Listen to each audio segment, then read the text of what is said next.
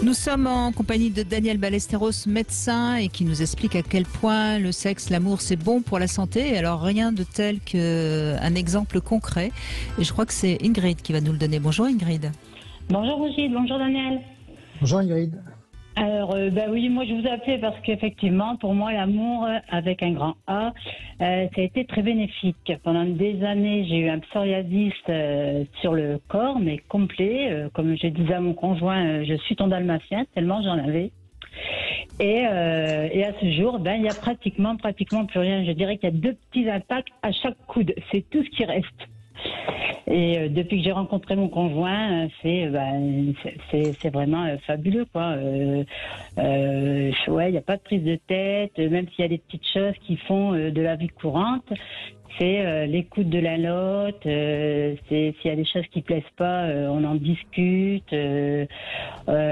Comme vous dites souvent, Brigitte, c'est les 5 petites attentions par jour. Mais qui est vraiment lui, les chauffeurs, tous les jours il vous écoute dans son camion, je vous écoute, on en reparle le soir de votre émission. On a appris vraiment à se découvrir l'un l'autre et à le lâcher prise, pas de stress. On essaie alors qu'on comprenne. d'être.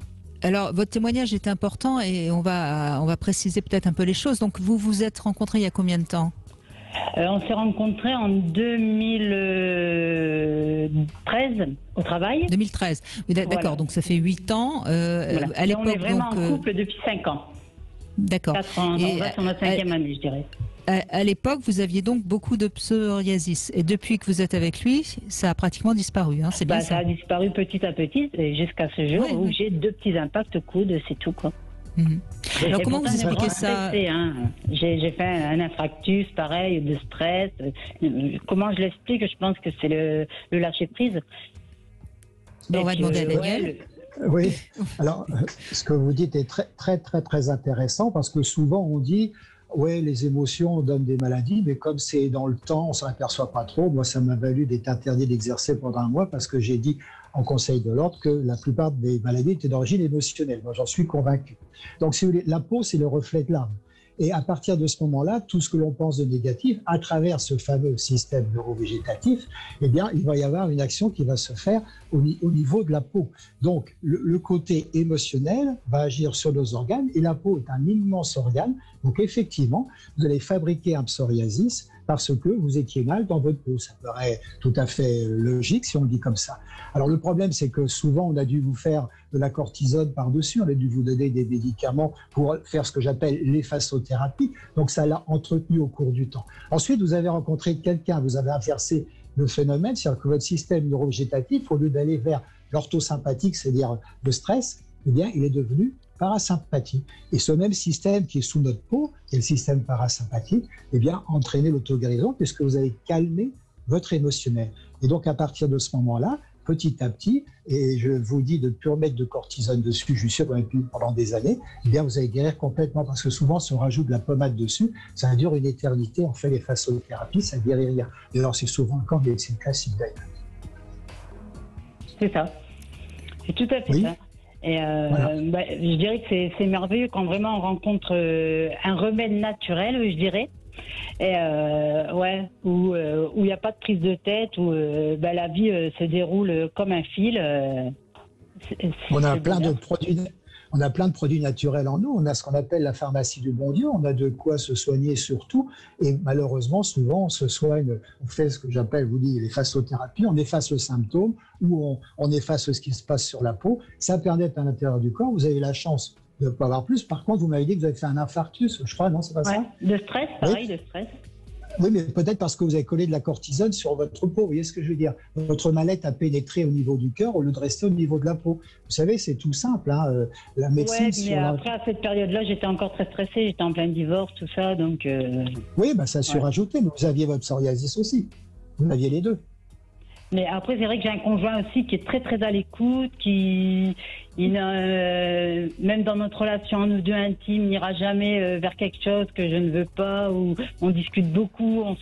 Nous, une fois par semaine, c'est pas de télé, on fait une petite soirée rien qu'à nous pour être à l'écoute de l'un l'autre. Le dimanche soir, on finit par un massage pour mettre à plat ce qui n'a pas été, ceci, cela.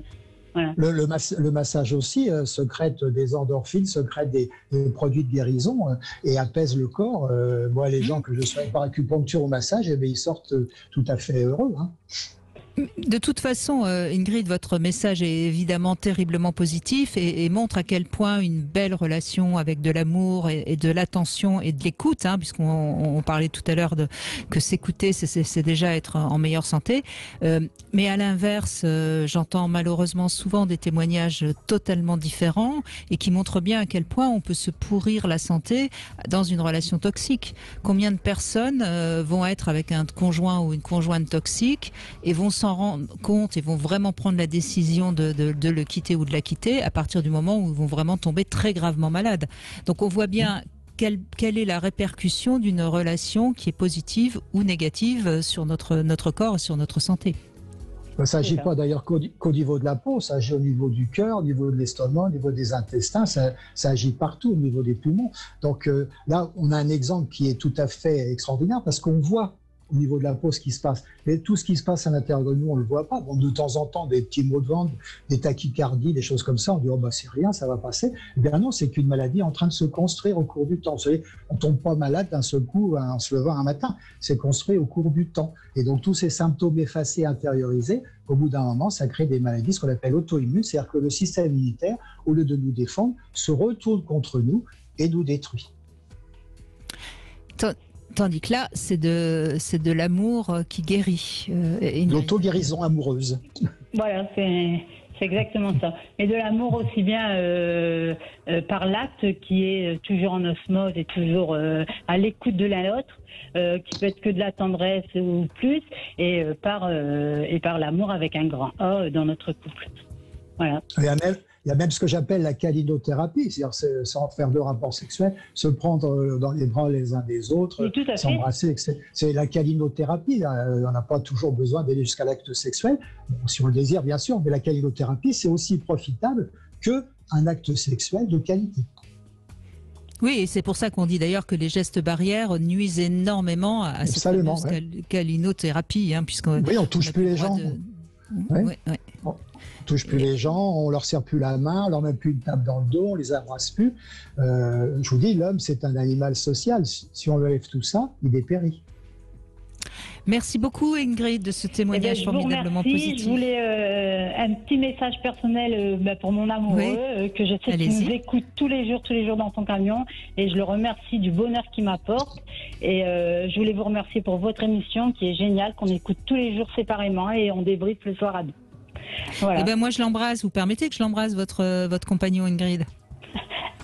Allez-y Brigitte, tu vas être ravie. S'il est sur la route, comment il s'appelle? Eric, écoutez Eric, soyez prudent sur la route quand même et restez à l'écoute, et je vous embrasse fort et merci de votre fidélité. Les routiers sont sympas si j'ai bien compris. N'est-ce pas? On fait une petite pause, je crois qu'on est très écouté d'ailleurs, Sud Radio est très écouté sur la route. On fait une petite pause, Daniel Ballesteros, et on se retrouve dans un instant.